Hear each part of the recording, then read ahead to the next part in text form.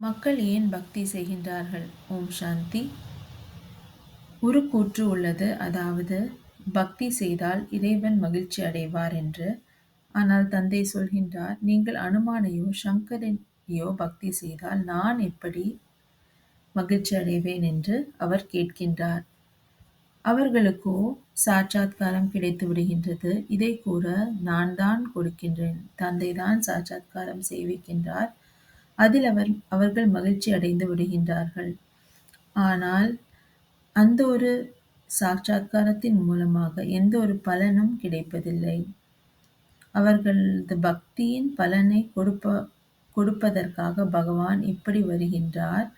பக்தி எப்பொழுது ஆரம்பமானது, எப்பொழுது முடிவடைகின்றது, இந்த அனைத்து விஷயங்களும் அவர்களுக்கு தெரியாது. ஆகையால் இது குருட்டு நம்பிக்கையாக இருக்கின்றது. ஆனால் நீங்கள் குழந்தைகளோ இப்பொழுது அறிந்துள்ளீர்கள், அதாவது தந்தை இந்த பிரம்மாவின் உடலில் ஒரு சாதாரண உடலில் பிரவேசித்திருக்கின்றார் மற்றும் இப்பொழுது அவருடைய ஆஸ்தியான ஞானம் மற்றும் அனைத்து பொக்கிஷங்களையும் கொடுத்து கொண்டிருக்கின்றார்.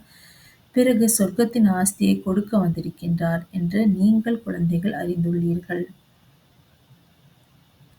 ஆகையால்